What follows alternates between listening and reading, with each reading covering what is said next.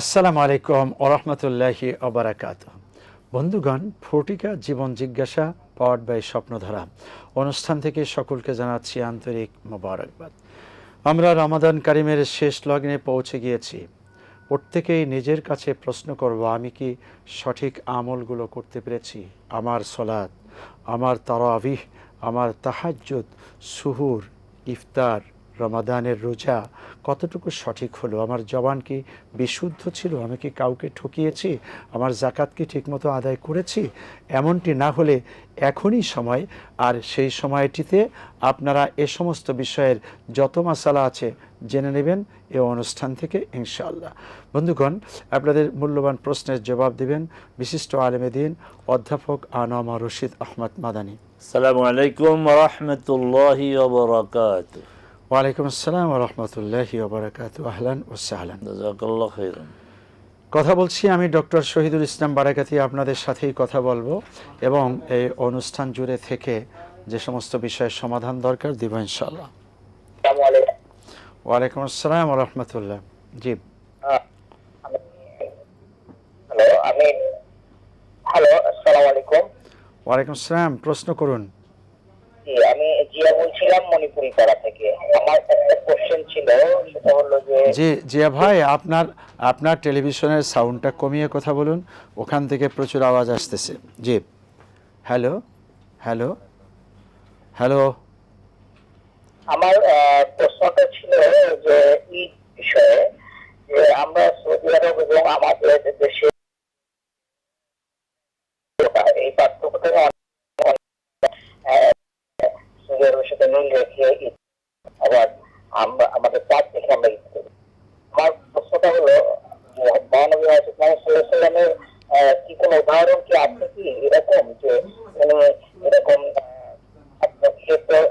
ঈদ করেছেন, কিন্তু অন্য জায়গায় যে হিজরত করে অন্য জায়গায় মক্কার সাথে মিল হয়নি, এরকম কোন স্থান কি আছে, বা এরকম কোন তার জীবনে এরকম কোন কাহিনী আছে কি হাদিসে? মানে আপনার জি ভাই, আছে কি? আর যদি থেকে থাকে তাহলে আমাদের যেটা বিদাত, সেহেতু এটা কি সরকারি? জি, উনি জানতে চেয়েছেন বাংলাদেশে একদিনে ঈদ, সৌদি আরব ভিন্ন দিনে, এই বিষয়ে এই যে পার্থক্য অথবা এক, এই বিষয়ে রাসূল সাল্লাল্লাহু আলাইহি ওয়াসাল্লামের বাস্তব জীবনে কোনো ঘটনা আছে কি না? আল্লাহুম্মা লাকাল হামদু হামদাশ শাকিরিন ওয়া সাল্লি ওয়া সাল্লিম আলা রাসূলিকাল আমিন ওয়া আলিহি ওয়া সাহবিহি মান তাবি'আহুম বিইহসান ইলা ইয়াউমিদ্দিন।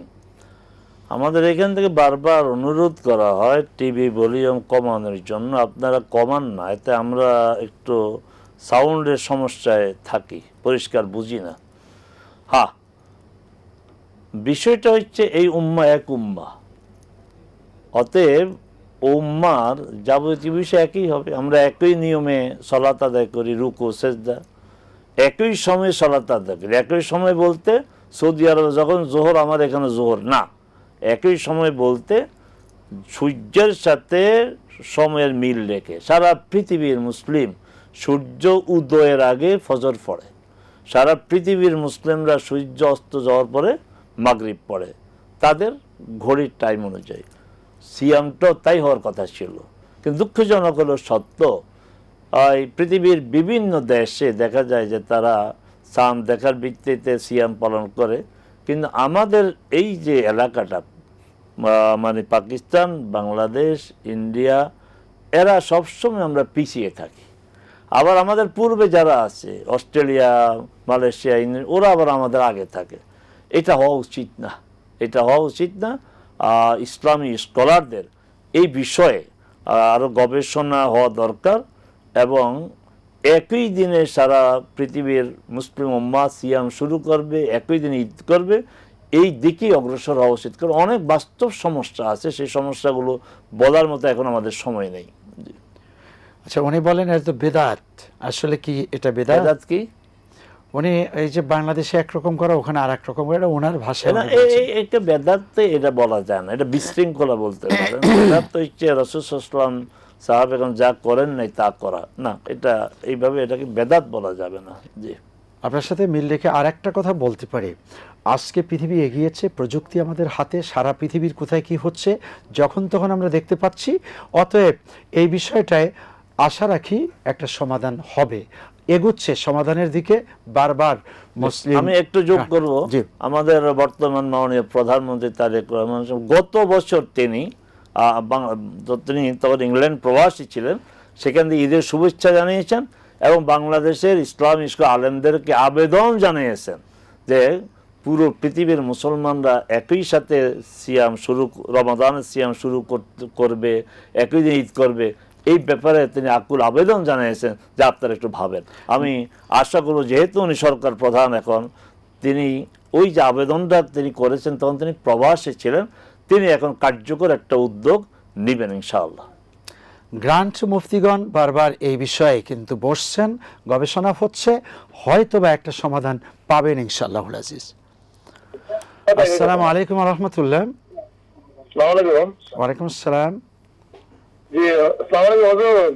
জি জি, ওয়ালাইকুম আসসালাম ওয়া রাহমাতুল্লাহ। আমি প্রশ্ন করতে চাই যে আমাদের দেশে তো একটা ট্র্যাডিশন যে 27 রোজা পর্যন্তই কদর মনে হয়, 29 রোজা কি কদর আমরা পেতে পারি না? হ্যাঁ, পেতে তো পারি। এখন আর আরেকটা প্রশ্ন, ঈদের দিন শরিয়া ভিত্তিতে কিভাবে ঈদ করলে আল্লাহর কাছে মানে আল্লাহর কাছে সন্তুষ্ট লাভ করতে পারবো, এটা হুজুর কাছে জানতে চাই। আপনাকে অনেক ধন্যবাদ। আর কোনো প্রশ্ন আছে? জি জি, প্রথম প্রশ্ন ছিল উনি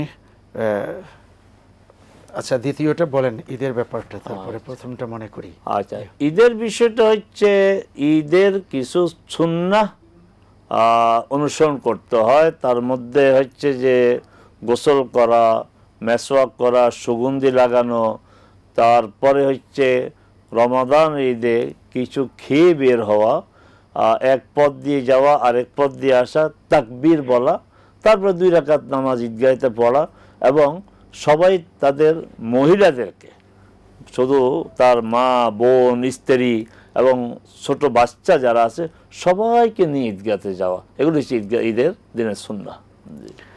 জি ভাই, আপনার দ্বিতীয় প্রশ্নটা জবাব পরে দেওয়া হবে ইনশাআল্লাহ। আসসালামু আলাইকুম ওয়া রাহমাতুল্লাহ।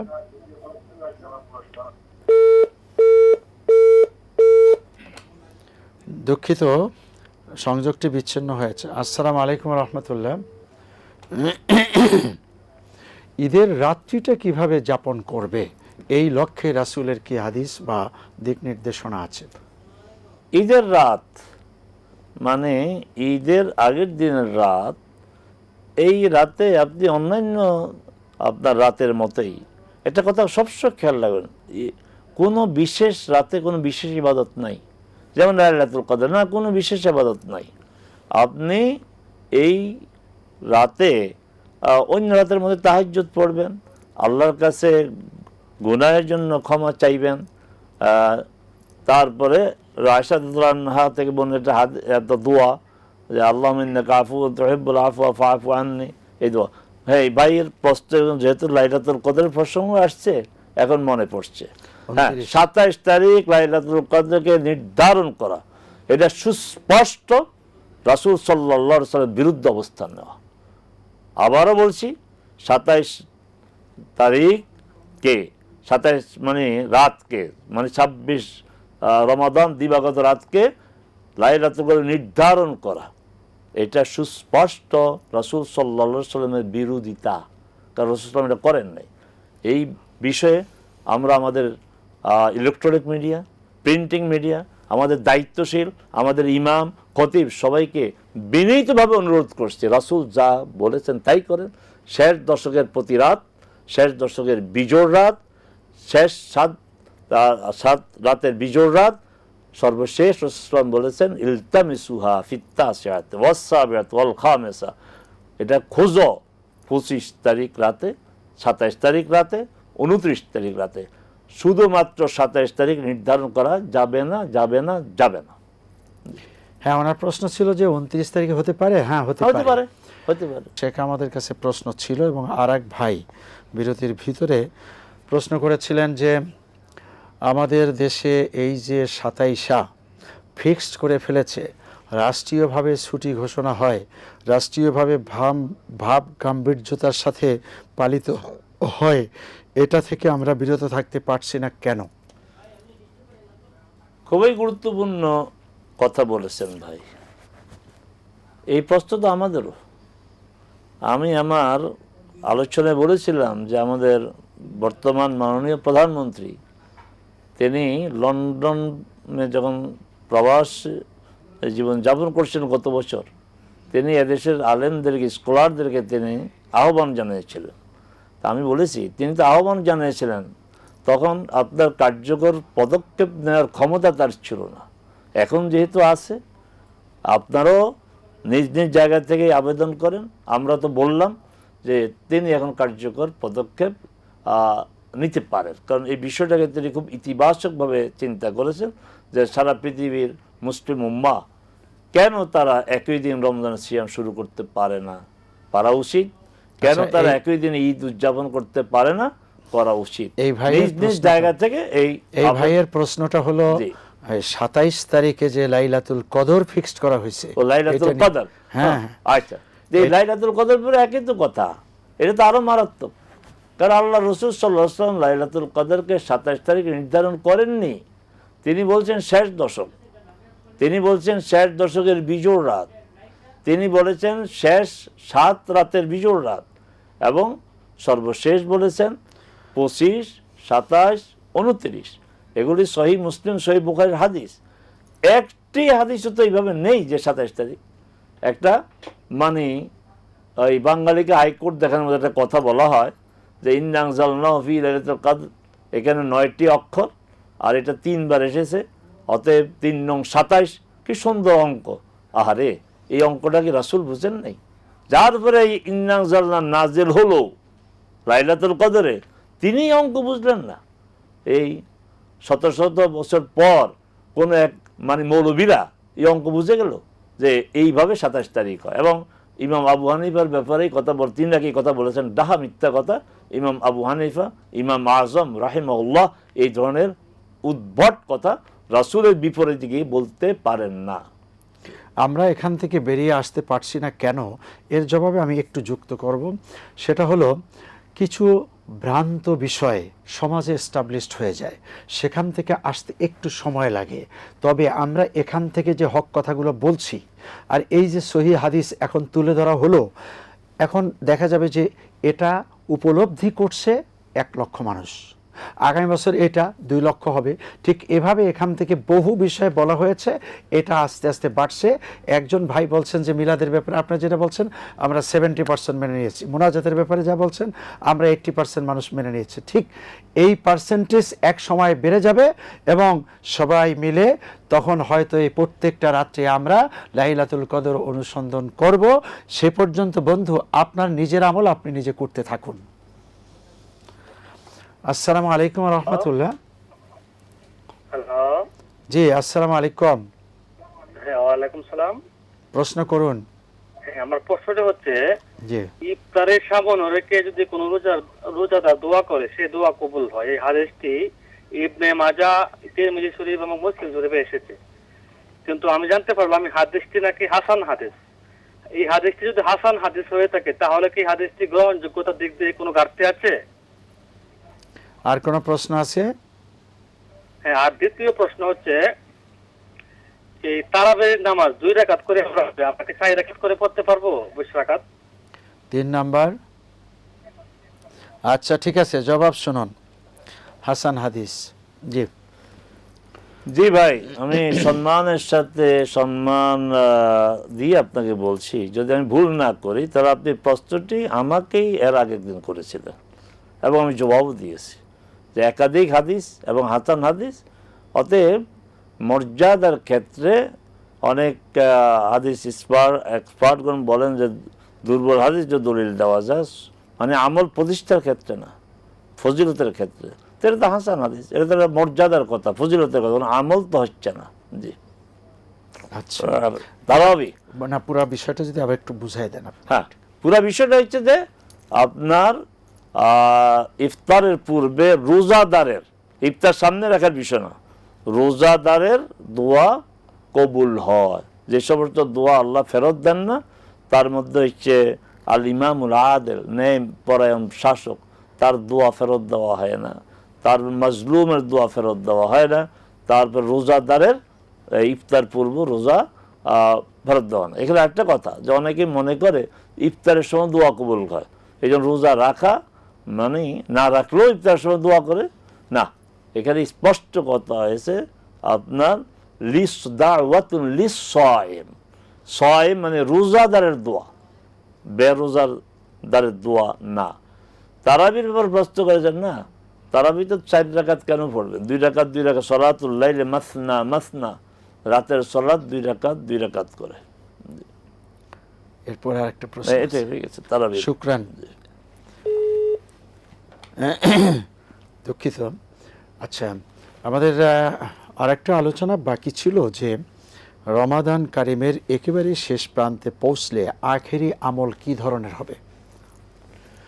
আখেরি আমল তো হওয়া উচিত আত্মসমালোচনা, আত্মোপলব্ধি, যে রমজান আসলো, আমি কি পরিমাণ আবাদত করতে পারলাম এবং যে আবাদতগুলি করেছি নিষ্ঠার সাথে ইখলাসের সাথে রাসূলের সুন্নাহ অনুযায়ী করতে পেরেছি কিনা।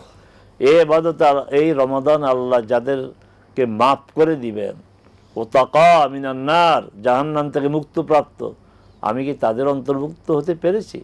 এই আত্মসমালোচনা, আত্ম উপলব্ধি করা প্রয়োজন। আল্লাহর কাছে যে এখনো কয়েকদিন আছে, বেশি বেশি করে কাঁদা প্রয়োজন, কান্নাকাটি প্রয়োজন। এই রমাদান আবার আমরা সবাই পাবো কি না নিশ্চিত তো না, রমাদান পেতেও পারি নাও পেতে পারি। এটাও হইতে পারে যে এই রমাদান আমার জীবনের শেষ রমাদান। অতএব যে কয়েকটি দিন আছে এই দিনগুলোকে আমরা ইবাদতের তো করে আসছি, এই কয়দিন আর কি ইবাদত করতে পারবো, কিন্তু বেশি বেশি করে আল্লাহর কাছে ক্ষমা চাওয়া উচিত অতীতের সকল গুনাহের জন্য, এবং সিদ্ধান্ত নেওয়া উচিত যে ভবিষ্যৎ জীবনটা আমরা কোরআন অনুযায়ী পরিচালনা করব। আমরা দেখছি ফটিকা জীবন জিজ্ঞাসা পাওয়ার্ড বাই স্বপ্নধারা অনুষ্ঠানে সঙ্গে থাকার জন্য অনেক অনেক ধন্যবাদ।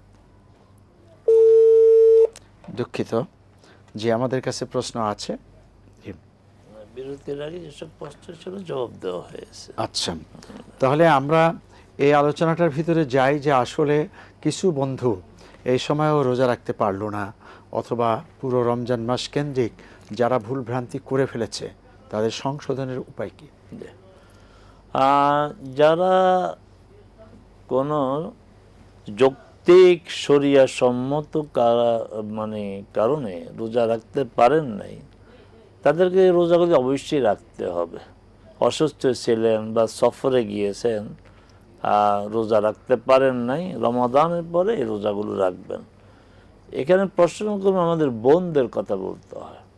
আমাদের বোনদের এই প্রাকৃতিক কারণেই তাদের প্রতি মাসে নির্দিষ্ট কয়েকটা দিন তারা অসুস্থ থাকেন। এই সময় তো নামাজ নাই, রোজাও নাই। আল্লাহ সুবহানাহু ওয়া তাআলার অনেক মেহেরবানি যে নামাজের কোনো কাজ নাই, কিন্তু রোজা রাখতে হবে। এই ক্ষেত্রে যে ভুলটা হয় সেটা হচ্ছে বোনরা আমাদের এই রোজাগুলি রাখেন না, জমিয়ে রাখেন। তা আপনি যদি জমিয়ে রাখেন, মনে করেন যদি 5টা রোজাও হয়, তা আপনি যদি 5 বছরের রোজা না রাখেন তাহলে 25টা রোজা রাখা কষ্ট হবে। এই জন্য দায়িত্ব হচ্ছে যে এই ভাঙতি রোজাগুলি রেখে দেওয়া, এবং ওলামায়ে কেরাম বলেছেন পরবর্তী রমজানের আগে অবশ্যই এই রোজাগুলি রেখে দিতে হয়। আচ্ছা, এরপরে বলছেন ভুল ত্রুটি। এই ভুল ত্রুটির জন্য তাও রাসূল সাল্লাল্লাহু আলাইহি ওয়াসাল্লাম কি চমৎকার বিধান দিয়েছেন, সাদাকাতুল ফিতর। সাদাকাতুল ফিতরের বিষয়ে রাসূল নিজে বলেছেন তুহরাতুন লিস-সাইমি মিনাল লাগওয়ি ওয়ার রাফাস। রমজানে যত মানে অশ্লীল কথা, অন্যায় কথা, অহেতুক কথা, অপ্রয়োজনীয় কথা ও কাজ, তার থেকে একটা পরিশুদ্ধতা, পবিত্রতা পাওয়া যায়। জি। আচ্ছা, আপনি বললেন যে পরবর্তীতে রেখে দিবে, স্বেচ্ছায় সজ্ঞানে রোজা ছেড়ে দিয়েছে, দিনের বেলা খাইছে, এমন ব্যক্তির তো একটা রোজার পরিবর্তে 60টা রোজা রাখতে হবে, মানে এটা তো একটা কঠিন বিষয়, কি করবে? এখানে আমাদের সামনে বিষয়টা ভুলভাবে আসে। ইচ্ছা করে রোজা না রাখা আর একটা রোজা ইচ্ছা করে ভাঙা, দুইটাকে এক জিনিস, এক বিষয় না, এক বিষয় না। প্রথমটা হচ্ছে আমি রোজা রাখবো না, রাখলাম না, তার বিষয়টা আল্লাহ দেখবেন। আল্লাহ দেখবেন মানে হলো এটা মাফ করার মতো না, না, এটা এটা মাপ না, এটা তো চরম শাস্তি, জঘন্য অপরাধ। আর যিনি রোজা রেখে ভেঙেছেন কাজা এবং কাফারা তার জন্য ভালো করে বুঝতে হবে। যিনি রোজা রেখে ভেঙেছেন, সাহাবী যে কাজটি করেছেন, তিনি রোজা রাখা অবস্থায় স্ত্রীর সাথে সহবাস করেছেন, তারপরে তো এই কাফারের ব্যবস্থা করা হয়েছে। তো এটা কি সম্ভব বলেন যে একটা দাসী মুক্ত করা? নাই। তারপরে হচ্ছে একাধারে 2 মাস, এখানে একটু ভুল কথা আসে, আমাদের আলেমরাই বলে 2 মাস। 2 মাস কোথায় আপনি পেলেন? 2 মাস তো না, শাহরাইনে মুতাতাবিআইন, 2 মাস বলা হয়েছে। মাস তো কখনো একাধারে 30 হবে এটা তো ঠিক না, 29 হতে পারে, 30 হতে পারে। 30 হলে ঠিক আছে, 60, 30, 29 যদি হয় তাহলে 59 হবে। এই জন্য কোরআনে যেভাবে আছে আমরা ওইভাবে বলি, 2 মাস 60 দিন না বলে বলবো বা আপনার মানে লাগাতার 60 দিন বলবে না, বলবে 2 মাস। 2 মাস, জি, চন্দ্র মাসের হিসাবে। তাহলে এটা কি খুব সহজ বিষয়? না, সহজ না। তারপরে কি থাকলো, এটাও যদি না পারা যায় তাহলে 60 মিসকিনকে খাওয়াতে হবে, আপনি যেভাবে খান, অথবা তাদেরকে খাদ্যদ্রব্য দিতে হবে প্রতি রমজানের, প্রতি রোজার জন্য 1.5 কেজি। তাহলে আপনাকে দিতে হবে কত? 60 আর 1.5 কত হবে? 90। হ্যাঁ, 90 কেজি। তো এটা দিতে হবে আপনাকে। তো এটা কি সম্ভব? এটা তো কষ্টকর। এই জন্য কেউ এই কাজটা করবেন না, রোজা রেখে রোজা ভাঙবেন না। যদি আপনার মানে অসুস্থ মানে হয়ে গেছেন, রোজা রাখতে পারছে ভিন্ন কথা। এতে হলো একটা রোজার জন্য, আর রোজা যদি আরো বেশি ভাঙে তাহলে তো উপায় নেই। উপায় তো নাই, জি জি। যে এই কাজটা কেউ করবেন না। আসসালামু আলাইকুম ওয়া রাহমাতুল্লাহ। ওয়ালাইকুম আসসালাম ওয়া রাহমাতুল্লাহ। জি ওয়ালাইকুম আসসালাম ওয়া রাহমাতুল্লাহ। জি ভাই, প্রশ্ন করো। জি হুজুর, আমি জানতে চাইছিলাম এই যে আত্মীয় স্বজনের সাথে যোগাযোগ না রাখলে নাকি গুনাহ হবে? কারণ আত্মীয় স্বজনকে ফোন করলে ওনারা যদি যোগাযোগ না রাখে, ওনারা যদি না রাখতে, ফোন না ধরে, তাহলে এটা কি হবে? এটা কিরকম হবে? মানে হলো আপনার পক্ষ থেকে যোগাযোগ হচ্ছে, তাদের পক্ষ থেকে রেসপন্স নেই, ঠিক আছে। জি, জি, জি, আর জি, কোনো জি, প্রশ্ন জি, আছে? আর কোনো এটা প্রশ্ন? কিরকম হবে? ঠিক আছে, জবাব শুনুন। রক্ত সম্পর্কের আত্মীয়ের সাথে যোগাযোগ রক্ষা না করলে গুনাহ হবে, কথাটা ঠিক না। জান্নাতে যাওয়া যাবে না। লা ইয়াদখুলুল জান্নাতা কাতিউ রাহিবিন। রক্ত সম্পর্কে বিচ্ছিন্নকে জান্নাতে যাবে না, কি আর গুনাহ কি? জান্নাতে যেতে পারবে না। কিন্তু আমাদের সমাজে অনেক নামাজি মানুষ আছেন, রোজাদার আছেন, যাকাত দেন, হজ করেন, উমরা করেন, মানে আল্লাহ বিল্লাহ করেন, কিন্তু আপন বোনের সাথে সম্পর্ক নাই, আপন ভাইয়ের সাথে সম্পর্ক নাই। তাহলে আপনি জান্নাতে যাওয়ার আশা করেন কিভাবে? জান্নাত তো আল্লাহ মানে পক্ষ থেকে ওই প্রাপ্তি, আল্লাহ রসুল যা বলে তো ওহির মাধ্যমে বলে, তিনি বলেই দিয়েছেন লা ইয়াদখুলুল জান্নাতা, জান্নাতে প্রবেশ করবে না কে? কাতিউ রাহিমিন, রক্ত সম্পর্ক ছিন্নকারী। এখন আপনার কি করবেন? আপনি সম্পর্ক রক্ষা করে যান, ফোন ধরে না, ফোন করবেন, আপনি আপনার আল্লাহর কাছে দায় মুক্ত হবেন, আল্লাহ আমি তো চেষ্টা করেছি। আর আরেকটা বিষয় রাসূল বলছেন যে লাইসাল ওয়াসিলু আল মুকাফে, যে সমতা রক্ষা করে যোগাযোগ করে সে যোগাযোগ রক্ষাকারী না, বরং যে যোগাযোগ মানে রাখে ওদের সাথে যারা যোগাযোগ রাখতে চায় না সে হচ্ছে প্রকৃত যোগাযোগকারী। অতএব আপনি যে কাজটা করতে চান, ওরা যোগাযোগ করতে চায় না, ফোন ধরে না, আপনি বরং যোগাযোগ রক্ষা করার চেষ্টা করে যাচ্ছেন। জি। আচ্ছা, রমাদান করিমের কাফারা নিয়ে কথাবার্তা বলছিলেন। তো কাফারার আরও কতগুলো দিক থাকতে পারে। একটা হলো যে অসুস্থতার কারণে রোজা রাখতে পারেনি, আর আরেকটা হলো কোনো দিন সে সুস্থ হবে না, আর আরেকটা হলো রেখেছে ভেঙে ফেলেছে অ্যাক্সিডেন্টলি, আর আরেকটা বললেন যে মানুষটা আসলে আল্লাহকে ড্যাম কেয়ার, মানে রোজাই রাখে না, তোয়াক্কাই করে না। আর কিছু লোক আছে আরও ড্যাম কেয়ার, মানুষের সামনে খাবার খাবে, আবার ওই মানুষকে বলে যে আমি খাচ্ছি তোমাদের ঈমান পরীক্ষা করতেছি, তোমরা যে রোজা রাখো না, আমি তোমাদের সামনে রাখছো, আমি তোমাদের সামনে খাচ্ছি, তোমরা কি আসলে খানার প্রতি লোভী কিনা, এমন লোক, এই যে ঔদ্ধত্য প্রদর্শনকারী, এদের কি হবে? আপনার শেষাংশ দিয়ে আমি শুরু করি। এই যে ঔদ্ধত্যকারী, এই ঔদ্ধত্যকারী হচ্ছে মানে আল্লাহর একদম প্রচণ্ড ঘৃণার পাত্র। এই ঔদ্ধত্য করেছিল ইবলিস, বলছে সেজদা দাও, দেয় নাই সে। আল্লাহর বিধান না মানা, হ্যাঁ এটা অন্যায়, এটা অপরাধ, ইমান পরিবর্তন, কিন্তু ঔদ্ধতার সাথে না করে এটা কিন্তু মহা অন্যায়। আল্লাহ সুবহানাহু ওয়া তাআলা দেখছেন। আচ্ছা, এখন কথা হচ্ছে রাসূল সাল্লাল্লাহু আলাইহি ওয়াসাল্লাম একটি কথা এইভাবে বলেছেন, কুল্লু উম্মতি মুআফা ইল্লাল মুজাহিরুন, আমার সকল উম্মত ক্ষমার যোগ্য, কিন্তু যে খোলামেলা পাপের কাজ করে, পাপ কাজ করে প্রকাশ করে, সে ক্ষমার যোগ্য না। তুমি রোজা রাখো না, একটা অপরাধ, আর মানুষের সামনে ঔদ্ধত্যা প্রকাশ করে, এটা তো জঘন্য অপরাধ, এটা আল্লাহর চরম নাফরমানি। আচ্ছা, বাকি থাকলো যে রোজা রাখতে পারে না, তারটা কাফফারা না, এটাকে কোরআনের ভাষায় বলা হচ্ছে ফিদিয়া। ফিদিয়া মানে আপনার ক্ষতিপূরণ। আমি যে রোজাটা রাখার কথা ছিল, রোজা রাখতে পারলাম না, ফিদিয়া দেব। আর সেই ফিদিয়া হচ্ছে ফিদিয়াতু তোআমু মিসকিন, এক মিসকিনকে খাওয়ানো অথবা খাদ্যদ্রব্য দেয়া। এটা কে দিবে? যে ব্যক্তি অসুস্থ, রোজা রাখতে পারলো না, কিন্তু আশা করা যায় সে সুস্থ হবে, রোজা রাখতে পারবে, ফিদিয়া তার জন্য না, সে পরে এ রোজা রাখবে। ফিদিয়া হচ্ছে ওই ব্যক্তির জন্য যে তার দুরারোগ্য, এই রোগটা ভালো হবে না, আল্লাহ হেফাজত করুন সবাইকে, তার জন্য ফিদিয়া। বয়োবৃদ্ধ ব্যক্তি, তার জন্য ফিদিয়া। যে কোনো লোকের জন্য ফিদিয়া না, অপেক্ষা করবে, হয়তো আল্লাহ তাকে সুস্থ করে দিবেন, তখন সেই রোজাটা রাখবে। আর কাজাও কাফারাও যে রোজা রেখে ইচ্ছা করে ভাঙে, তার জন্য। জি, আসসালামু আলাইকুম ওয়া রাহমাতুল্লাহ। আসসালামু আলাইকুম। ওয়ালাইকুম আসসালাম। জি, ওয়ালাইকুম আসসালাম। প্রশ্ন করুন ভাই। আমার প্রশ্ন হচ্ছে যে ইসলামী ব্যাংকে যদি ডিপিএস থাকে, ইসলামী ব্যাংকে ডিপিএস থাকলে সেটা জাকাত দিতে হবে না, এবং স্বর্ণের থাকলে স্বর্ণের কি বাজার মূল্য নাকি ক্রয় মূল্য, যখন ক্রয় করেছিল তখনকার মূল্য ধরে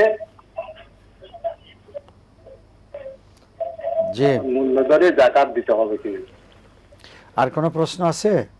না, এই দুইটা, একটা হচ্ছে ব্যাংকের ডিপোজিট ডিপিএস থাকলে, জি, আর একটা হলো স্বর্ণের বিক্রয় মূল্য। ঠিক আছে, জি। যাকাতের জন্য একটি উল্লেখযোগ্য শর্ত হচ্ছে শরিয়ার পরিভাষা, এটাকে তাসররুফ বলা হয়। তাসররুফ মানে আমার ক্ষমতার এক্সারসাইজ করা, যে এটা আমি এই মালিকানাটাকে আমি আমার মতো করে ব্যবহার করতে পারবো কেন। এবার আসেন, ডিপিএসটা আপনি যে কোনো সময় ভাঙাইতে পারেন, ব্যাংক আপনাকে আটকাবে না। হ্যাঁ, আপনি হয়তো এই 3 বছর মেয়াদি, 5 বছর মেয়াদি করেছেন, ওই হারে প্রফিটটা পাবে না, কিন্তু আপনি তো যে কোনো সময় আপনি ডিপিএস ভাঙাইতে পারবেন, ফিক্সড ডিপোজিট ভাঙাইতে পারবেন। অতএব জাকাত দিতে হবে, এ কথা ঠিক না যে জাকাত আপনার দেওয়ার প্রয়োজন হবে না। শুধু ইসলামী ব্যাংক না, শরিয়া সম্মত যত ব্যাংক আছে, ওই ব্যাংকগুলোর যে ডিপিএস আছে, একই আপনার কথা। আর পরবর্তীতে আপনি যেটা প্রশ্ন করেছেন, স্বর্ণের কি আপনার ওই 10 বছর আগের ক্রয় মূল্য নাকি এখন বাজার মূল্য? না, আপনার আগের যে ক্রয় মূল্য, যে যা দিয়ে কিনেছেন যে আপনার মূল্যে, সেটা না। আর এখন যে বাজারে যে বিক্রয় হচ্ছে, তাও না। আপনি বিক্রি করতে গেলে কত পাবেন, এটাকে ধরতে হবে। তাহলে কি করণীয়? খুব কম লোকই প্র্যাকটিসটা করে।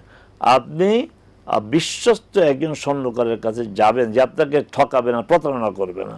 তাকে বলতে, ভাই আমি যদি বিক্রয় করতে চাই কত করে ভরি, ঠিক ওইটাকেই আপনি স্ট্যান্ডার্ড ধরবেন। ওই যে টাকা বলবে তার সাথে 7.5কে পূরণ করে ওইটা আপনি আপনার হিসাবে আপনি বিবেচনা করবেন। বর্তমানে এটা সহজ, এটা আমরা প্রত্যেক দিনের রেট দেখতে পাচ্ছি মোবাইলে, আর হলো একজনকে ফোন করলে ওর সাথে সাথে বলে দিবে হ্যাঁ। যে এটা কেন মানুষ জানে যে জাকাত দেওয়ার জন্য মানুষ এই হিসাবটা পেতে চায়।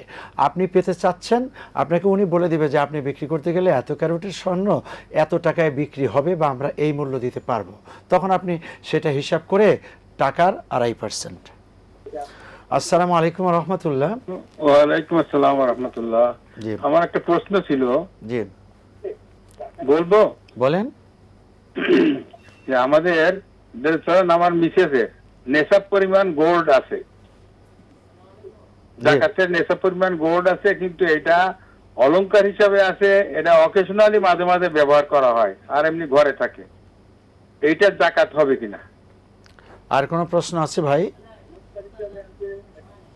Thank you very much. এটার জবাব হবে কি হবে না? জি, তড়িৎ গতিতে এটার জবাব হবে অলংকারের জাকাত। অলংকারের বিষয়ে ইসলামী স্কলারদের দুইটি মত, যে ব্যবহৃত অলংকারের জাকাত হবে না, আরেকটি মত হচ্ছে জাকাত হবে। আপনি যেই মতটি গ্রহণ করেন আপনি গ্রহণ করতে পারেন, দিয়ে দেওয়াই ভালো। শুকরান, জাযাকুমুল্লাহ খায়ের।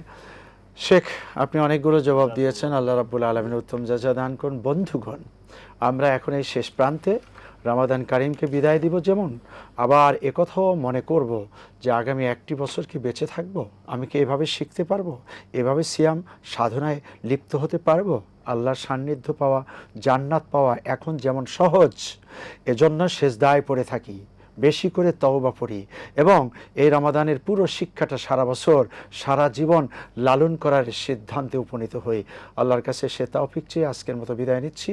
আসসালামু আলাইকুম ওয়া রাহমাতুল্লাহি ওয়া বারাকাতুহু।